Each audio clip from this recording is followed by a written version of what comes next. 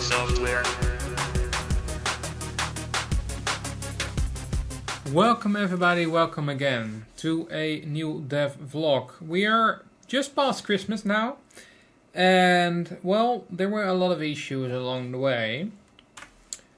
I have been a little bit more quiet the past few weeks due to the fact that, well, basically my personal life was messed up. There was a lot of things going on and I couldn't make every update every day. So I did what I can, and practically all bugs were squashed that came on. However, there was one thing that was enormous a problem for one dude in my Discord who enforced different negative actions against his own action, basically. He asked for help because he had a problem with launching a rocket.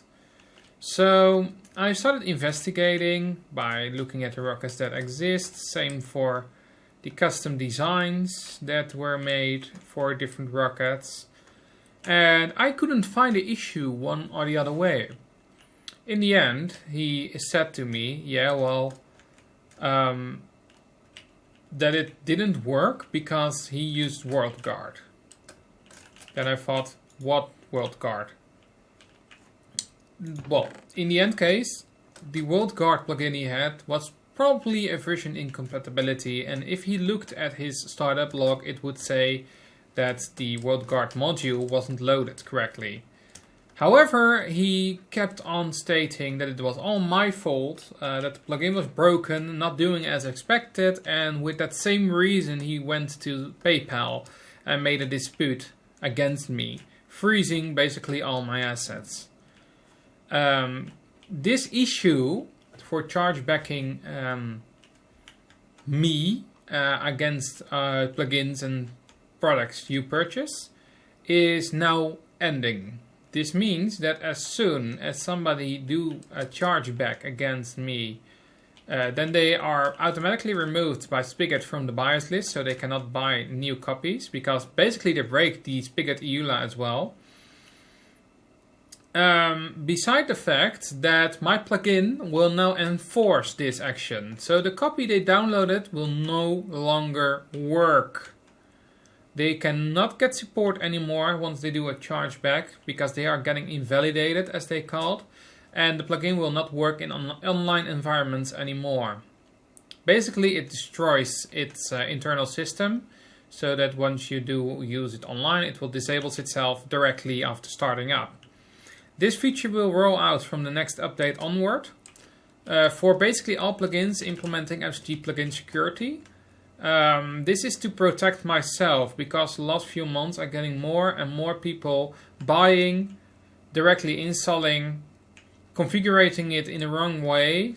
Do not even look at the documentation, because this guy, even the questions he asked me were fully visible on the web pages, on the docs website and such.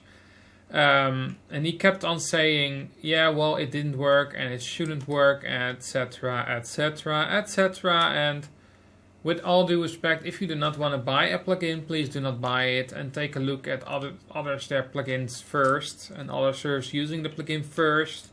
And if you want a demo or something, my own server bitcubes.eu runs MCG Space, but you need to do survival in order to use it or test it out. Eventually, I'm still thinking about making a test server publicly accessible. However, this is something that costs me money, and I'm already investing a lot of money into my plugins. From software modules to time, to effort, to different video solutions, software to make the development blocks, to the taxes that I need to pay over the money, etc, etc, etc. Everything goes from my bank account, and people keep on saying to me, well, it doesn't cost you money to code, only time. Well, that's not true. Keep that in mind, it's not true. I need to invest money to be able to bring you the experience we currently have inside. Well, region flags. Let me take a look if it's... Yeah, there it is. Third-party flags. It's there. And this user said it wasn't there. Well, it is. As you can see here, the flags are there. You can turn them on and you can turn them off. It's just whatever you want. So those flags do exist. However, for the sake of everyone, I enforced an update on WorldGuard, which means that you now need the latest versions of WorldGuard in order to use the WorldGuard region flags. If you do not want to use it, don't worry. If it cannot find WorldGuard or cannot register, it will show that in the startup log. Nothing will be limited during the usage of the plugin. So basically the plugin WorldGuard module disables itself as soon as it cannot find it or runs into a problem while loading. However, this API implementation might work on earlier versions, depending on if the API is the same still. So let me just say that. Other people also complained about this wall over here. These were the old recipes as they were before. We implemented the packager. I removed crafting recipes with the reason that people couldn't remember them. It was a hateful actions against me continuously. So the packager still works flawlessly. Simply put the ingredients in this thing. So if you want to make a radiation kit and you click it, you can see whatever you need. Put them in there and it click the button again to craft it.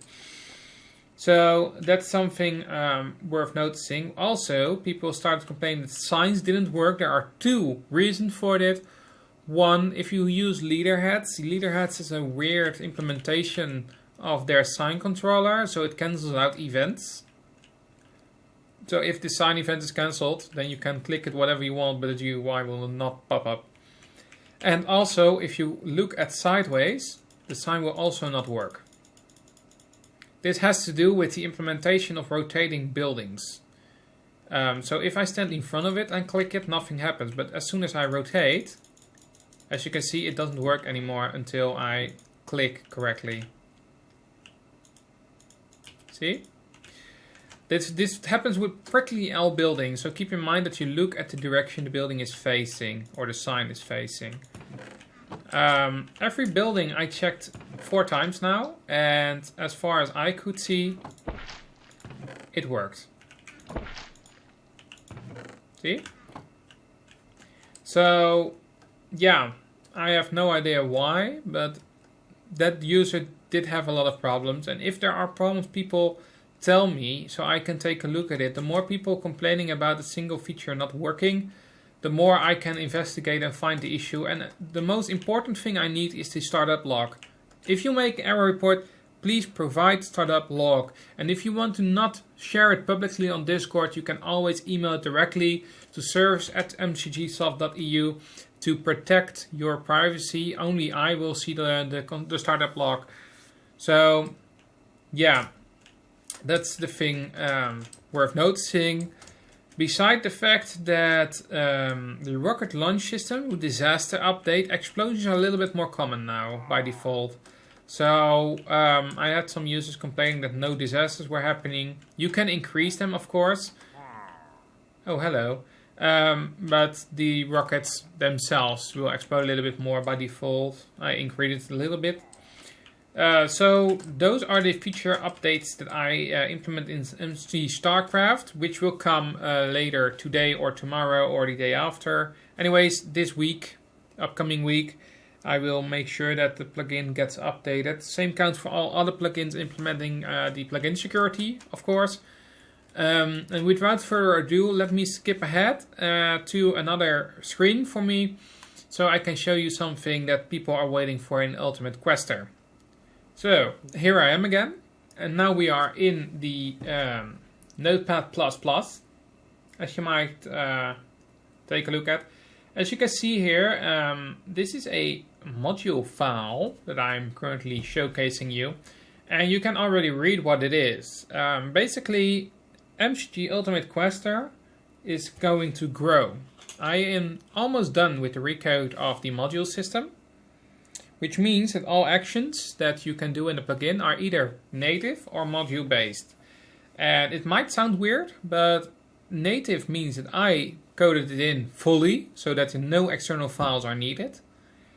Module based means that you are going to use placeholder API to allow you an unlimited amount of possibilities with unlimited amount of other plugins. And other developers can make their own placeholders usable by simply providing a module for my plugin so that people can use this module in their questing and such. Those modules will be able to be made on the website, as well as you can make it manually with a text editor. But basically what it does, every module you can give a name. For example, Vault Groups is this one called. The name inside the file is a name that the GUI will show, while the name of the module file is the one to keep it separated from each other. The holder var will be the placeholder that needs to be replaced by placeholder API. And player bound means that if it's a global variable, then it should be false. And if it's based on a player, for example, the location of a player, the score, the vault currency of a player, the group of a player in this example, then it's true, because then it will load up the placeholder basically as the player. Then you get the plugin that this module is made for. Same for the plugin version. This one is to keep different versions separated. So later on I will implement a list in the website where you can download different modules.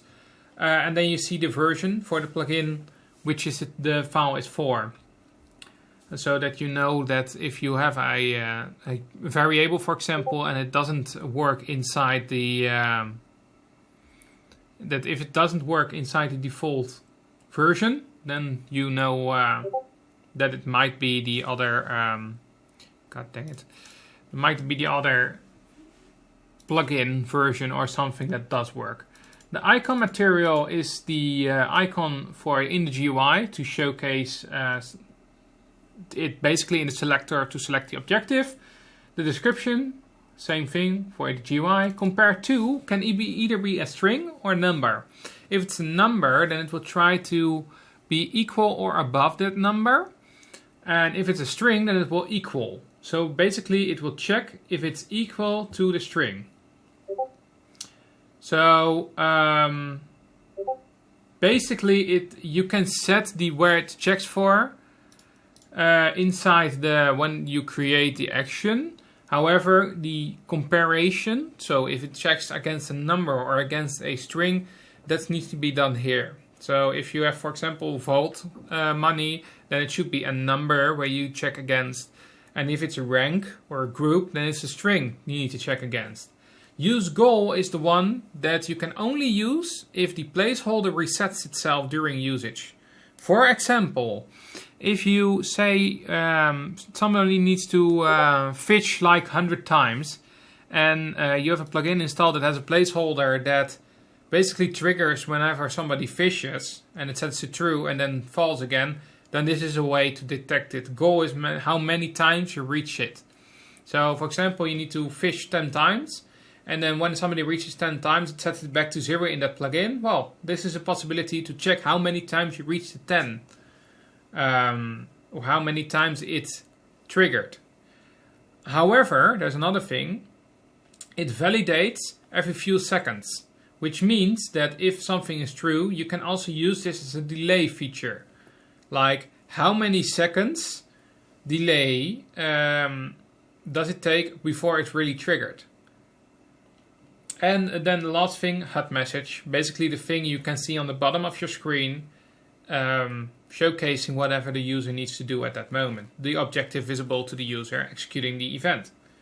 So once this is done, then basically the plugin will update and it will release the latest changes, visibility and more